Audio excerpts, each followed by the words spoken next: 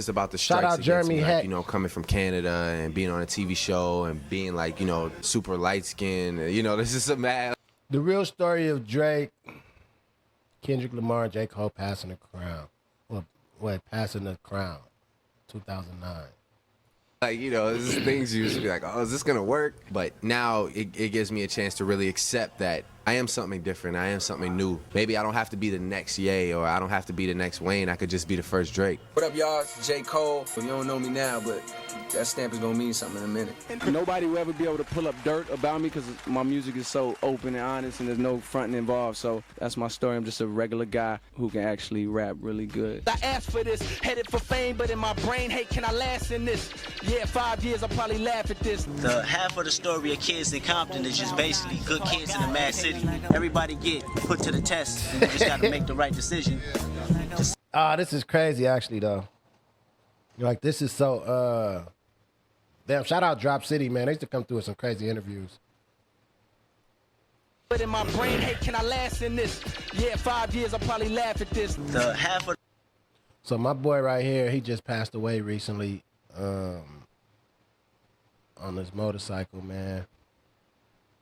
the story of kids in Compton is just basically good kids in a mad city. Everybody get put to the test, and you just gotta make the right decision to see what path you're going on. It's 2009. Kendrick Lamar is still rapping under the moniker K-Dot and working hard on his sound alongside the TDE team. At this point, he has the ambition and the skill, but he's spending hours in the studio perfecting his artistry and his sound.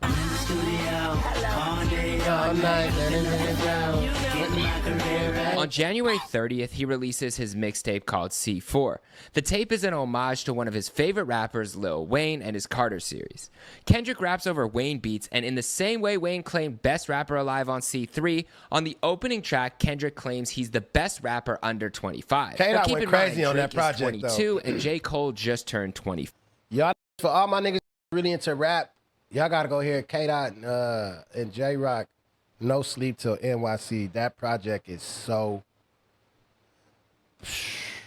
4 years old. And at this point, neither of them likely knows who Kendrick Lamar is. That tape also includes what Kendrick calls his worst song ever. What's your wackest song? My wackest song, it's called I'm in the Club. Of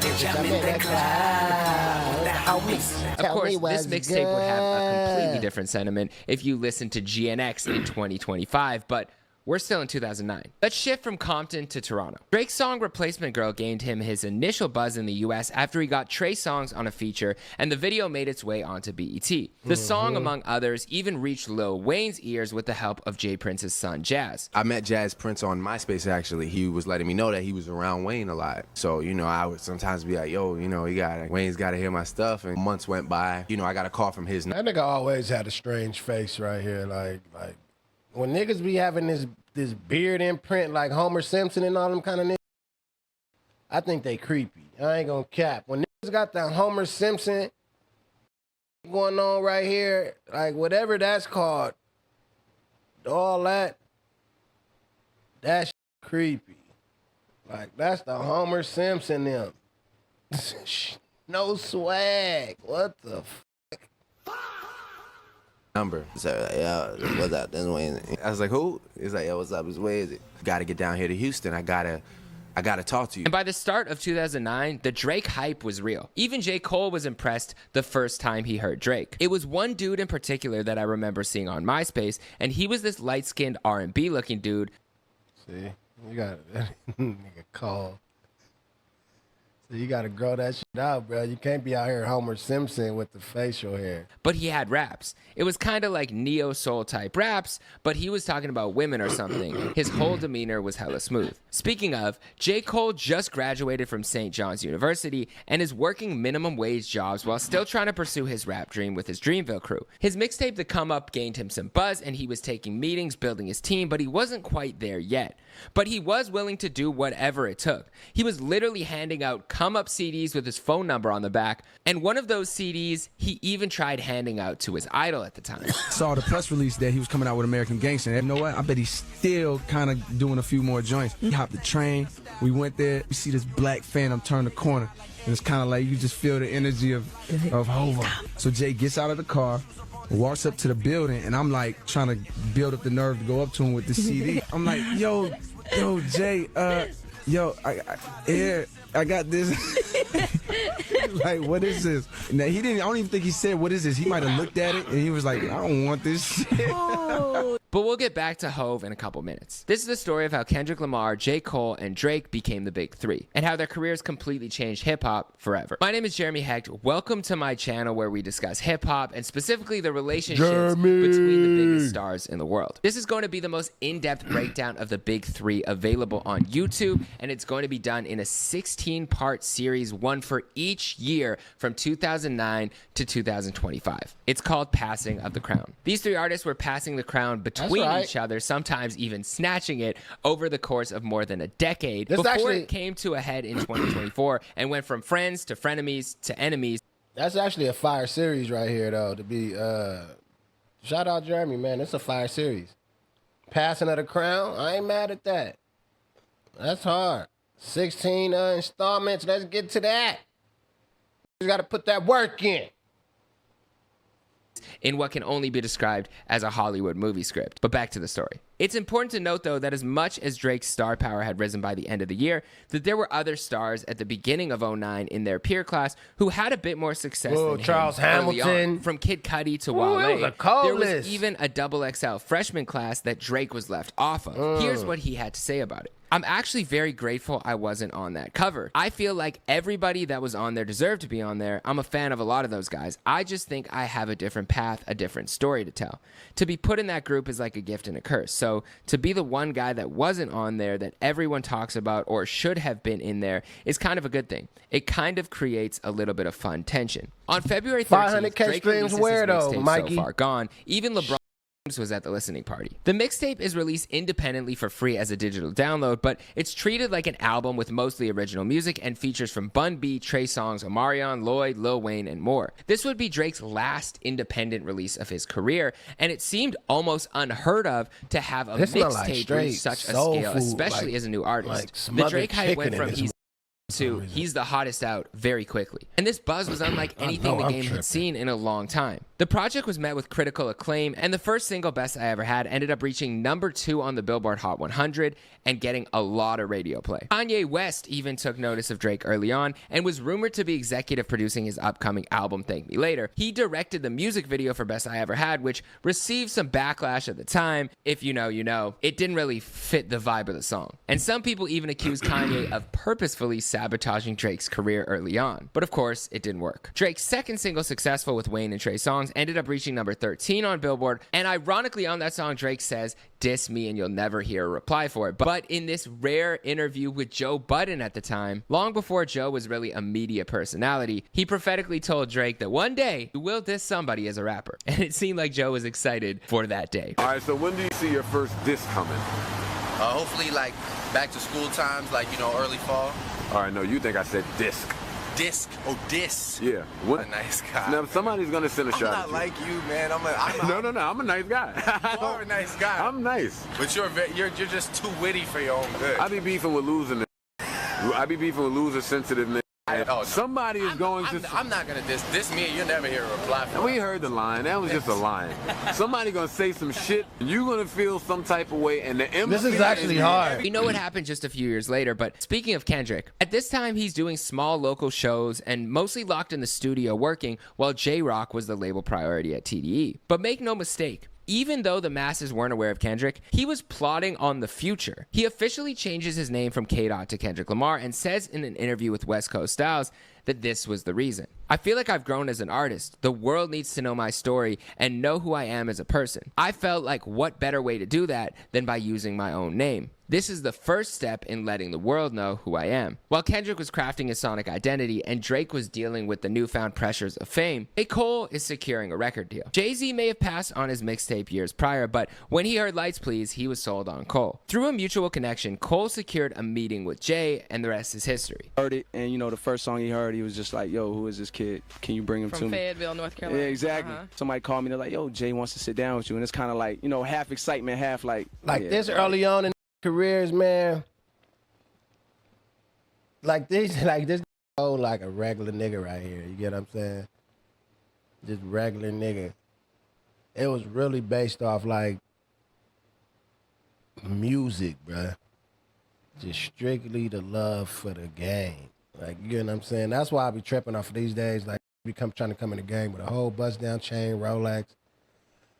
Like, for us, getting that type of shit was like an achievement. You feel me? Like, that was just like, okay, we doing it. Like, we finally made it type shit when you got your first rollie. Like, all that type of shit. It's just not the same for these new niggas. Like, these niggas just coming in the game with trying to, shit crazy. You know, like whatever. I believe in when like you able to see these niggas growth as Jeremy released these installments, you're gonna be able to see these growth as artists. You know what I'm saying? So I think that part of it is dope too. see it, and I get a call one Monday morning, yo, you have a meeting today that you didn't know about, and my heart drops. Facts, like, oh, this is it. You know, like, so I had to rush from Long Island out to the city. It was a beautiful day right there. In June 2009, Cole drops his follow-up mixtape, The Warm-Up, also to critical reception, and secured his spot as one of the next up from his generation. But Cole is still looking at Drake as one of the leaders of their class. This was his reaction to hearing So Far Gone while listening during a spring break trip to Miami. Cole even changed the way he looked at mixtapes because of Drake. The second I heard Say What's Real, I was blown away because of how good it was. Subconsciously, I was like, there was someone else out there the whole time that was working maybe just as hard as I was working. When we got to Miami, everybody was playing So Far Gone. And you could see right away, oh, this is a phenomenal shift. And you could tell Cole was still looking at the distance between him and Drake at that time. And it was something that he felt like he needed to catch up to, saying, that nigga really was, he was going crazy though, for sure. I'm not even anybody yet. And this dude's off to the races with hits like cultural shifting. At that moment, I had to shift my mindset about what the warm-up was about to be because Drake just changed the game. Around the same time, in June, Drake officially announces that he had signed a multi-million-dollar record deal with Young Money and Universal Republic after a bidding war between multiple labels. And looking at interviews at the time, it seemed like Drake was actually thinking about what it would look like to just remain independent. But ultimately, he signed. Drake joins Nicki Minaj and Tyga as part of the Young Money Drake crew wouldn't have been who he was if he wouldn't have signed. Dropping notable singles like Bedrock and Every Girl. Which at the time I remember thinking, every girl? You need every single one. But Cole would get one of his first big mainstream looks from his now mentor and boss when he appears on the aptly titled A Star Is Born, off of Jay-Z's Blueprint 3 album. Cole goes on tour with Hove alongside Wale and raps the verse live every night in what feels like a passing of the torch moment. Drake also appears on the Blueprint 3 on the hook of Off That, a song that I say includes one of Jay-Z's only 3 losses in his career: Auto-Tune, Nas, and trying to get New Yorkers to stop wearing Timbs. It's never gonna happen. That summer, Drake appears alongside Kanye, Lil Wayne, and Eminem for the LeBron James documentary soundtrack song called Forever. This is where Drake stamps himself as the greatest while he's rapping alongside his biggest inspirations. Cole also had a standout verse on Wale's debut album, Attention Deficit, with one of his best early verses, Beautiful Bliss. Let me know where that ranks in your all-time Cole verses list below. In December, it was announced that Drake was nominated for 3 Grammys, including Best Artist. And on the last day of 2009, Kendrick Lamar dropped the Kendrick Lamar EP under the official wasn't moniker versatile of his enough, real chat. name for the first time. But even though he may have been the least known out of the 3 about what he was working on, I've got 2 major projects. We're doing it ourselves from the ground up. And those 2 major projects likely became Kendrick Lamar OD and Section 80. But it seems like he was already looking forward to his debut album, considering this is how he described himself in that same interview. I was a kid growing up in Compton, a positive kid that wanted to rap, but he been working on Good Kid, Mad City at this time too. I was born and raised there. The thing that separates me from a lot of others is that I have a father who persuaded me to go on the right path. I'm a good kid in a mad city. That's my story. A good kid in a mad city. But as for 2010, Drake is looking to prove his lasting power with his debut album. Kendrick is looking to prove that he's a problem with his upcoming mixtape.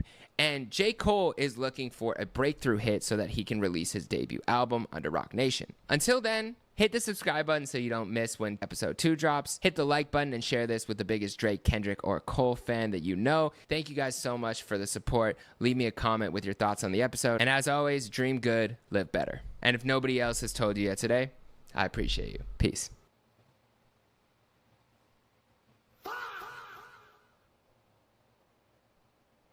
Damn, we don't got the date.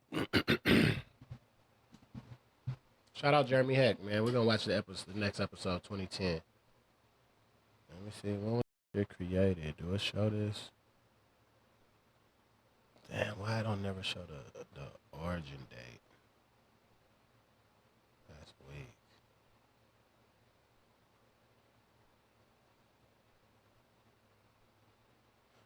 That's metadata. But I got like the Good Kid, Mad City from like the. That's crazy. We may be witnessing the beginning of an era that'll mean the complete annihilation of. These streets, it's Jurassic Cow.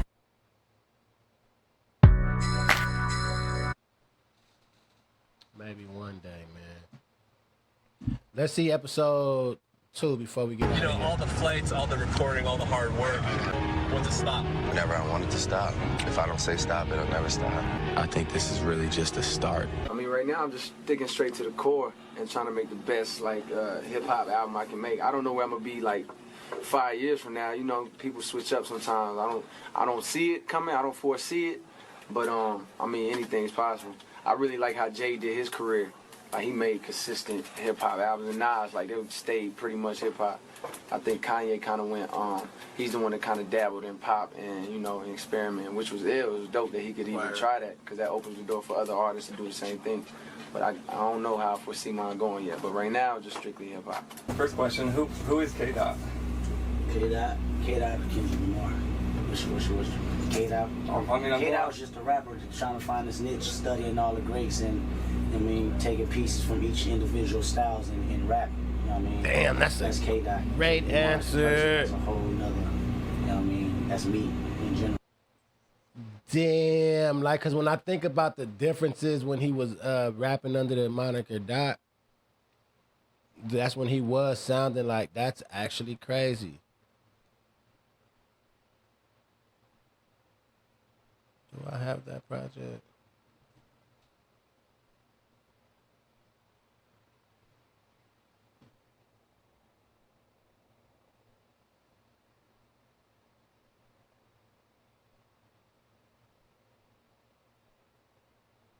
I don't even got that motherfucker. My whole life. I'm Aubrey Trey Graham, and I make a living off truly being myself. That's it. 2009 version of Nas. They basically see all as the parallel universe. It's like the Green Goblin and Spider-Man is like that medium. Yeah. How do you feel about comparisons like that? It's natural to make comparisons, but it's too early to say anything like that. You know what I'm saying? Yeah, my goals is the top. Like all those guys, the Jays and the Nas and the Pacs. You know what I'm saying? That's who I'm shooting for. So anytime anybody compares me to one of them, it's an honor, it's a privilege, but you got to earn that stuff. Like, you got to be around for years before you can, you know, hold up to those. The industry is so. Damn, these niggas was super. When I say that, you hear how these niggas answering it all good? I'm coming out the Jay, coming out the Nas. It's about me being competitive in this motherfucker. I felt like when I stepped in this motherfucker rap game, I want to be the best. You dig what I'm saying? And why not do something that you love to do and not try to be the best at it? You know what I mean? My mom's always taught me that. There'll be a day when I fall. There'll be a day when Drake is no longer interesting. Maybe the stage I'm at in my life nobody can relate to. Maybe, you know, the sound and music changes and I'm irrelevant because rap is just a cycle.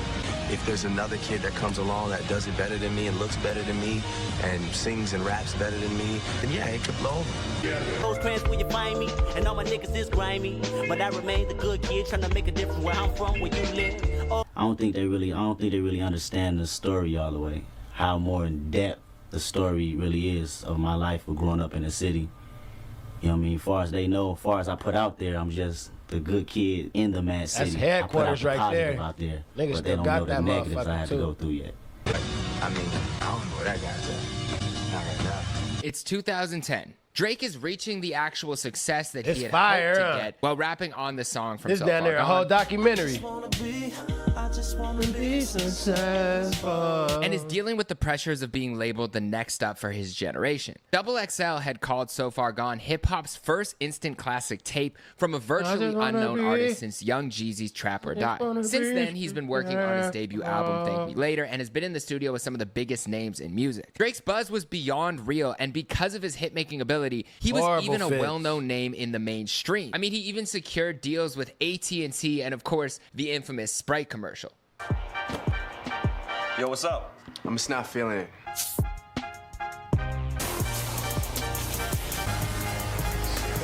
Last name ever, first name greatest. J. Cole has been feeling a change in perception after dropping a classic mixtape with the warm-up, with people seeing his vision and becoming hardcore fans. But he was still battling with the label for a release date. His next mission from Jay-Z was to make a hit song so he could put out his debut album. And Kendrick, fresh off the release of his first self-titled EP, is crafting his next couple of projects and hoping to really make a name for himself this year as the next up. I'm Jeremy Hecht. Welcome to Passing of the Crown. This is episode 2, 2010.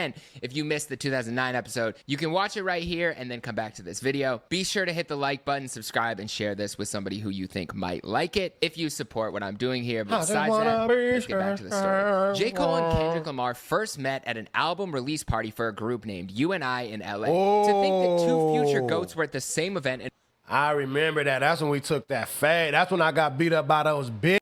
You remember that? That was this day.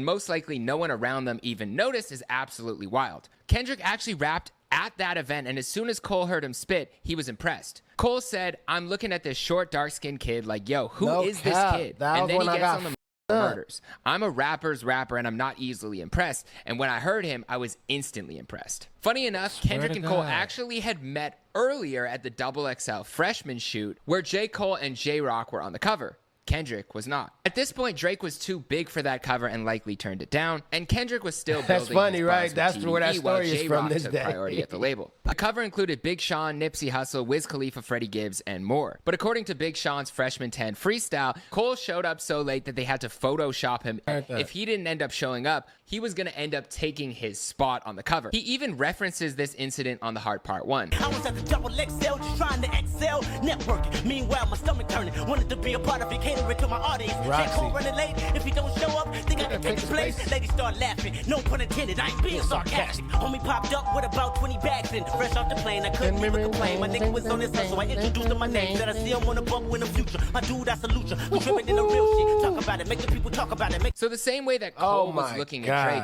Kendrick was looking at Cole. I mean, Cole was the one who had a standout verse on Jay-Z's album. Here's a video of Kendrick supporting J. Cole and even rapping along to every word of that verse on the Blueprint 3. That was the day I took that fade, nigga.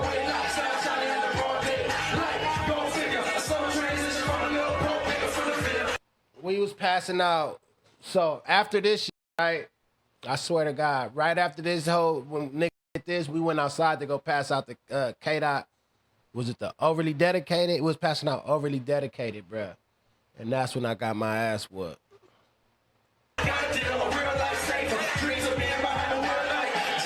J. Cole and Kendrick linked up, and Cole played Kendrick a bunch of his unreleased beats and ideas, including what would become High Power off of Section 80, which was produced by J. Cole. Kendrick even asked Cole, "Are you sure about giving me all these beats?" And Cole apparently replied with, "Yeah, of course, you got him." And at that moment, Kendrick told Cole that he was sleeping on himself. At this time, J. Cole was working on his debut album, but he needed a hit song in order to actually put it out. In January of 2010, he did sessions with Pharrell and attempted to create a hit song, but it didn't happen. Working with Pharrell, that was one of those surreal moments too. That was like, I just had to basically sit back and ask myself, like, yo, I'm in the studio with Pharrell, and he actually like taking time.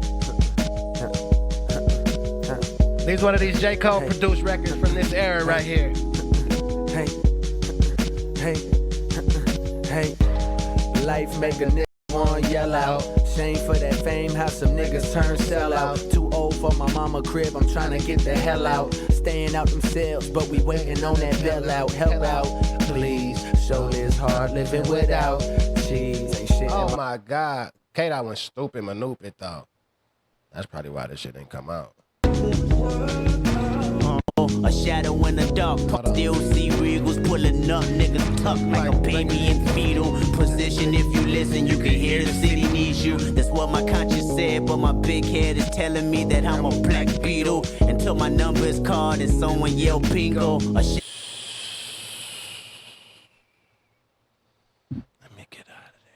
I'm out of his, you know, he told me, he was like, yeah, I just came from the studio with Gloria Estefan or something. I'm like, oh, that's what's up. So you go from Gloria to J. Cole. Cole did have songs like Lights Please and Lost Ones, but he was saving those for his debut album, and those weren't necessarily hits as much as they were album cuts. His first real attempt that he put out at a hit was Who Dat, which Jay-Z said wasn't the one. Live life, might as well, only way to learn. This was a cool record, but it wasn't the hit that he needed, for sure. And even though he was right, it wasn't. It did help Cole gain some more buzz. No, for sure. It did what it was supposed to do. Promo. Cole's first sold-out show at SOBs was a big moment for him in New York, and around that same time, he premiered the song. Bitch, I got that flag. But when Kendrick and Cole finally did meet up in the studio for real and began working on music together, they built an organic friendship and collaborative relationship. Kendrick emailed Cole 2 songs the same night they met after that release party. They were Cut You Off and Patron, which is one of my favorite early Kendrick songs. Let me know what your favorite songs from Kendrick were at that point. Cole believed in Kendrick's talent so much that he actually wanted to sign him. You want to sign Kendrick?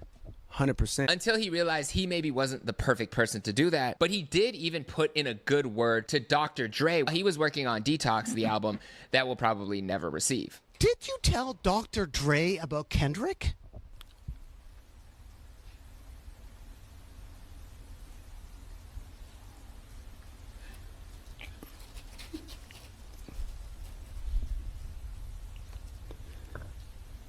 Who told you that?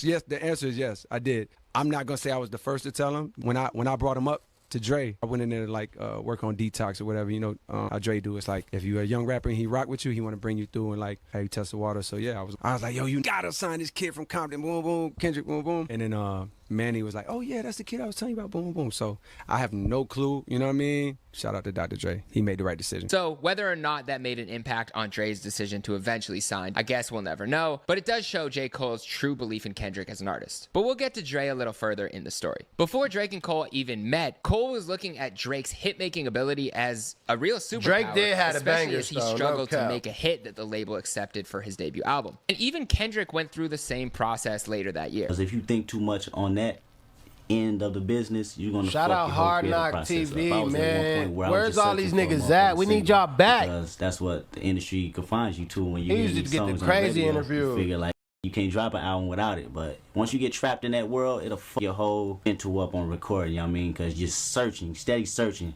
and when you're searching, you're basically patterning yourself after what's ever on the radio. So it's not your unique sound. You just going for somebody else shit. And if it don't work at the end of the day, you fuck twice because you're doing something that won't true to you. While Cole was going on radio runs, a lot of the program directors would reference that Who Dat didn't have the melodic touch that some of the big poppier hip-hop songs had at the time, and they would reference Young Money, Bedrock, and some of Drake's songs as examples of what was living well on the radio at the time. Cole and Drake first met around that time, and you can tell from this interview that Cole had an extremely competitive spirit. This is what he said. Right now, it's a mutual respect. Like, I see what you're doing, you're killing the game, I'm a fan, or whatever the case is. We're both young, and even though he's more established and has hits, he still doesn't have an album out. He still has to prep for that, so we're not in the position to be best friends. We can save that for when we're both laid up and chilling, but right now, we both have work to do. It's clear how hungry Cole was for the top spot. And at that point, Drake had it for their generation. Even Drake had a similar sentiment in an interview with Complex later that year, saying, when you're coming up and you're in competition with somebody,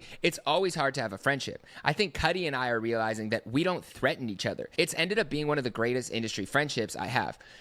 Which didn't end up aging super well if you listen to Two Birds, One Stone. You were the man on the moon, now you just go through your phases, life of the angry and famous. But these were the comments that he made about whether or not his relationship with Kanye would get in the middle of his relationship with Cudi, or whether or not it did. I wasn't aware of that. Even so, I could understand. If Wayne were to be enamored of another young artist, I would be like, damn, I'm here too. But at the same time, it happens in more than one situation. It happens with Ye, and I have a great relationship with Jay, and Jay's got Wale and J. Cole, who's one of my favorite dudes rapping right now. I've happened to have had more success. I made the most money. I have #1 records. Those guys don't have that and it's just facts. It's not even my feelings or that I feel I'm more talented. That's what the game is about, making great music that earns a profit. When it comes to my relationship relationship with the new dudes, I'm just excited for them. I get to sit back in a cool position and be like, yo, I'm excited to see you do it now because I know what it's like. It's going to be so much fun. See how he was already, look how he was talking right his there. debut album, while Cole hadn't even asked Jay for a verse yet, and he's signed to him. I know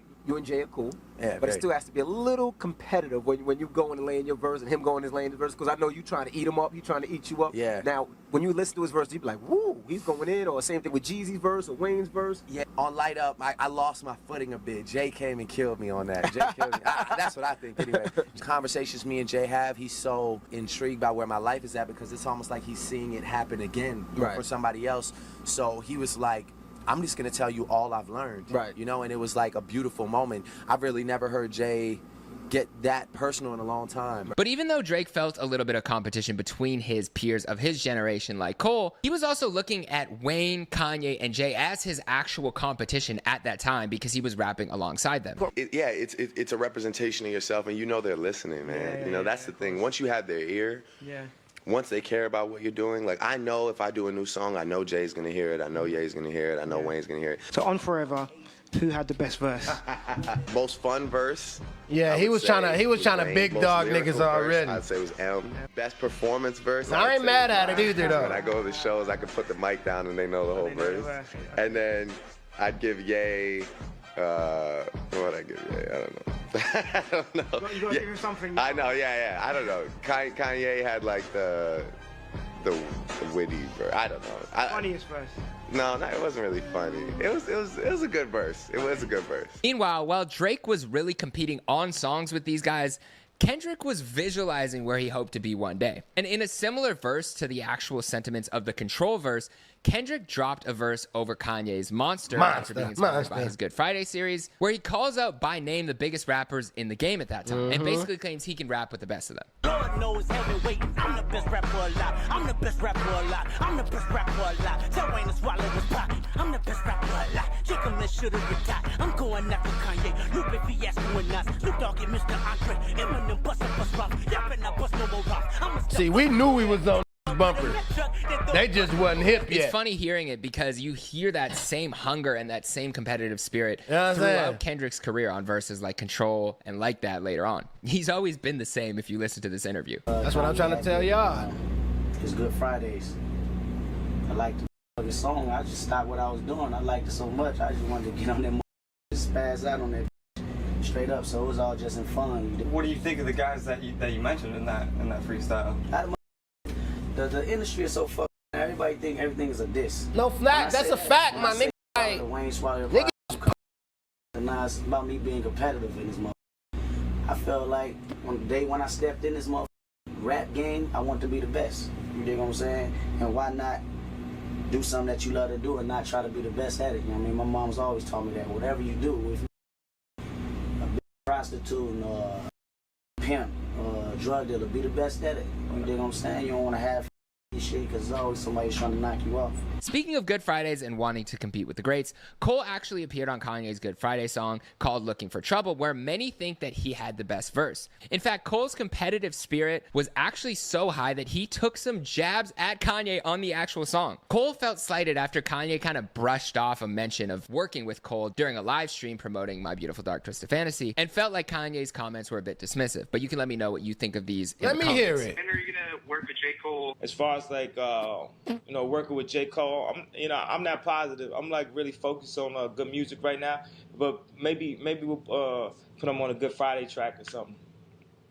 This is Ustream. Y'all know about the Ustream Kanye days. had already said he wanted to executive album. So Cole, who's on the same label as Kanye and Jay, probably felt like, yo, I'm right here. But Kanye did keep his word and got him on a Good Friday song. Kanye called him and asked him to be on a song, apparently very last minute though. He said he needed the verse 2 days later while Cole was on the road. On the song, Cole raps, "Cold world, make way for the chosen one. What you now hear is putting fear in all the older ones. Downplay me to downgrade me like they don't notice something. Your shoes too big to fill, I can barely squeeze my toes in them. With a cold flow and a loaded gun. Never say I'm better than Hov, but I'm the closest one.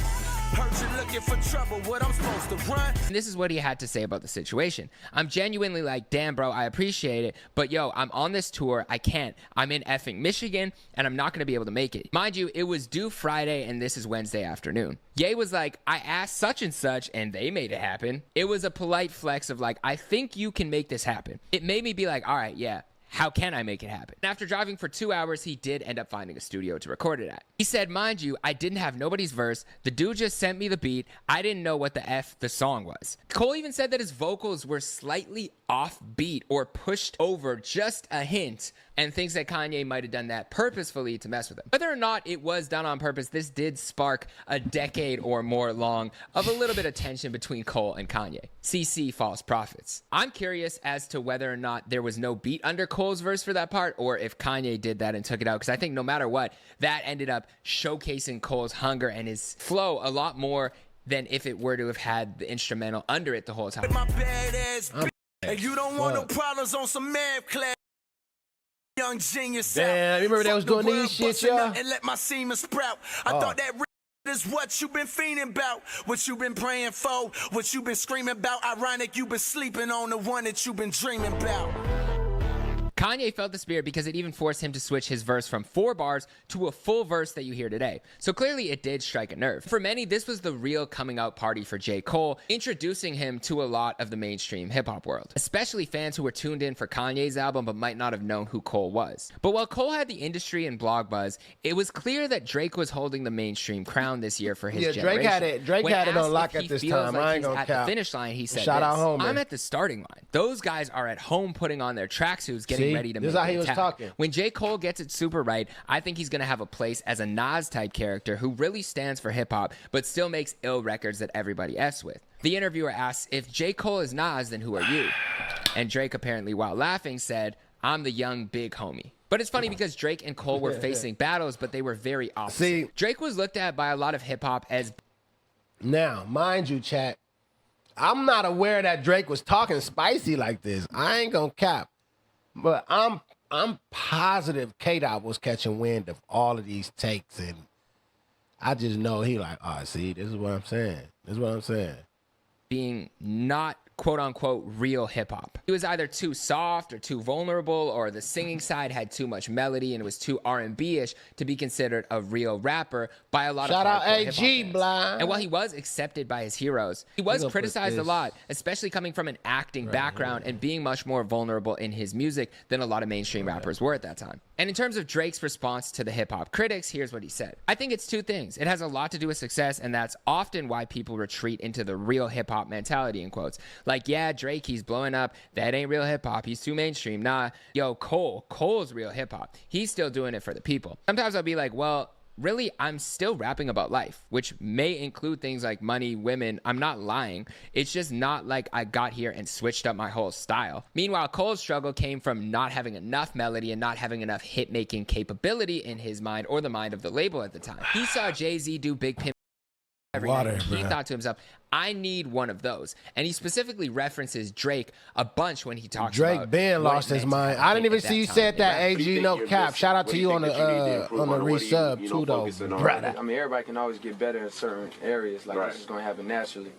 But I don't feel like I'm necessarily missing anything. The only side that I had to work on for this album was how to balance staying creative and lyrical, and then also how to appeal to the mainstream. You know what I'm saying? That's the only part that really needed work, I think. And you know, that's what I've been working on, how to make these songs still be me, but to reach a wider group of people without, you know, selling out or, you know, doing something like that. But as much as he wants a hit, Cole was very conscious about remaining close to that hip-hop mold that birthed him. I mean, right now I'm just sticking straight to the core and trying to make the best, like, hip-hop album I can make. I don't know where I'm going to be, like, 5 years from now. You know, people switch up sometimes. I don't see it coming. I don't foresee it. But, I mean, anything's possible. I really like how Jay did his career. Like, he made consistent hip-hop albums. And Nas, like, they stayed pretty much hip-hop. I think Kanye kind of went, he's the one that kind of dabbled in pop and, you know, and experiment, which was ill. It was dope that he could even try that, because that opens the door for other artists to do the same thing. But I don't know how I foresee mine going yet. But right now, just strictly hip hop. Really interestingly, though, the interviewer in that Drake interview asked him this. He said, of all your contemporaries, it seems like you want to be famous the most. Drake said that's going to change. When Cole's sound is the new sound that everybody wants to hear, he's going to be like, I want to be as big as possible with this. I didn't jeopardize anything to be in the position I'm in. You're listening to the that I believe in, not some I did because I needed to get here. People just happen to embrace my That's very rare. But I also think the younger generation appreciates that brand of music. So I think it's possible for one of these guys to emerge and do exactly what I'm doing. And Drake said that at a time where he actually admitted he was struggling with how to relate to the average person while being a multi-millionaire rapper. And interestingly enough, Kendrick had this to say about that specific topic, which makes me think that Kendrick was... We gonna get in and out? What you eat? What you eat? How that vacuum doing?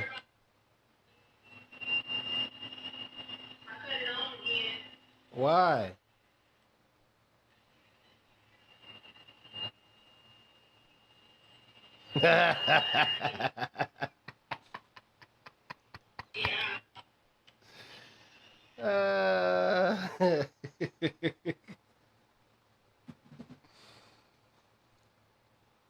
Oh my God.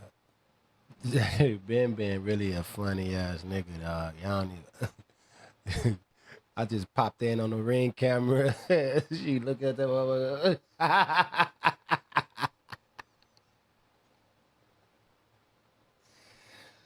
Oh, fuck. Oh, I'm crying. Studying his contemporaries and maybe even read that Drake interview at the time. Human music. What does that mean?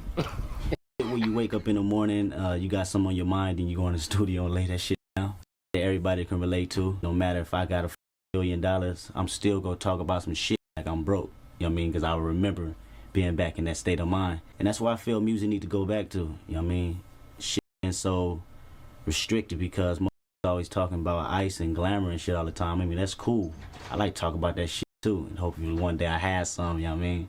But at the end of the day, everybody's not rich. Everybody can't ball out like that. Nobody want to hear that shit all the time. See? You know? Oh my God. K-Dop, you a f***ing menace. You been responding to that.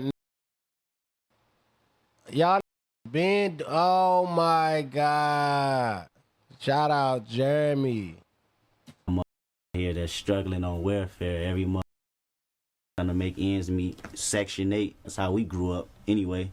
And that's the shit to talk about. But even if they weren't best friends at this time, Cole and Drake did have a relationship because there was a lot that they could relate to on the journey. In April, Drake is on the road for his first solo tour away from home as he continues to promote his upcoming album. He wins Best Male Hip Hop Artist at the BET Awards, and it's clear people are anticipating something special from his debut album. And on June 15th, Drake releases his debut album to the world, Thank Me Later, and it had massive commercial success. He explains the concept of the album to Sway and how he thought about it sonically. Good project, good project. I wanted it to be consistent with that sound because I felt like So Far Gone, the story and the sound, it was like a teaser, a story that I wanted to tell. And I feel like it ended off on a note that just needed to be continued, you know? I didn't want to just make this first album and completely forget about everything I had just rapped and start from a whole new perspective. I really wanted to continue the story, and that's why I continue with 3 songs that almost could have been on So Far Gone, which is like Fireworks, Karaoke, and The Resistance. Then life changes, and things change, and you go into Over, and then you start hearing like Show Me a Good Time and Fancy, and it just gets bigger, and sonically you're like, oh, Kanye and Swiss Beats are like, oh, what's happening, what's happening? And then, you know, there's still little So Far Gone moments on there, like at the end of Fancy. The Drake is hard though, I ain't gonna lie. That nigga is Light Up, you know, was a real hip hop moment. And then I end with this song called Thank Me Now. Even though it's happy, it's still me rapping. I'm still letting you know the story shall continue. It debuted at #1 and sold 447,000 copies first week, which was insane at that time. To give you a reference, Kid Cudi sold about 100,000 the year prior. And Wale's attention deficit had sold 28,000 the year prior after what seemed like a mess up on the rollout from the label. I only give that comparison to show you been how fucking much with Wale. bigger God Drake damn. was than all of his How y'all fuck up his contemporaries in rollout? terms of How that mainstream happened? success at this time. And that number put the pressure on for Cole to sell something even remotely close with his debut album. Ironically, this is the same day that J. Cole released his warm-up mixtape a year prior, June 15th, 2009. So to honor the mixtape's anniversary, Cole dropped a freestyle called The Last Stretch the same day that Drake's album dropped. Let me know if you think any of these dates were purposeful or not. I let you sleep today, but it's on tomorrow.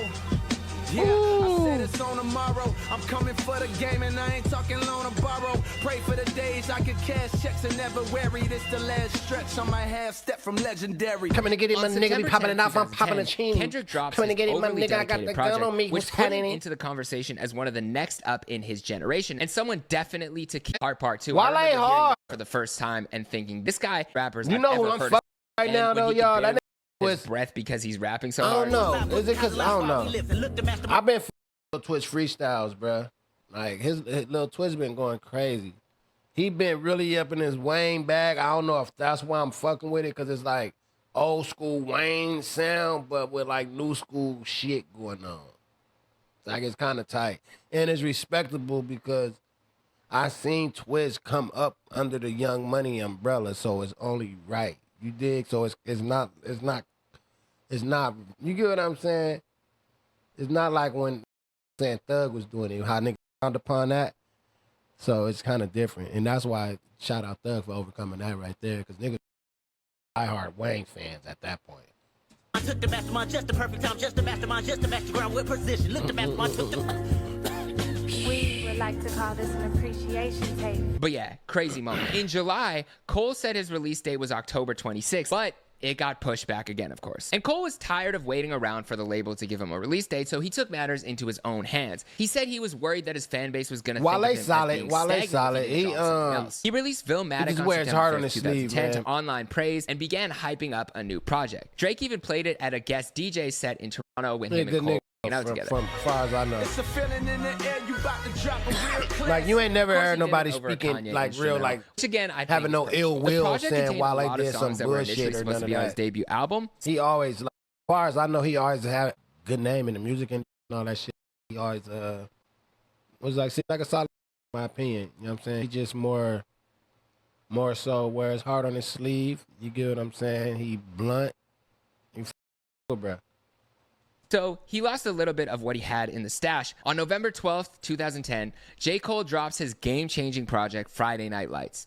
In my opinion, an undeniable classic mixtape that would certify Cole as a special artist. And the mixtape took him to new heights of fame and success and really helped build that core fan base. He sold out the rest of his tour just off the strength of that mixtape's reception. Drake turned in his verse with just a couple days left for In the Morning, and apparently he had lost his voice on tour, so he sent it in with a little bit of a raspy flow. Cole even added a third verse on the song after he heard Drake kill it, but overall, I think it's an amazing collaboration. I remember clicking play on Too Late to the intro. What a moment. Let me know where you guys were when you first heard it. And in December of 2010, J. Cole sold out the Highline Ballroom in New York, which is a milestone performance, and he brought out Drake to perform In the Morning to a crazy reaction.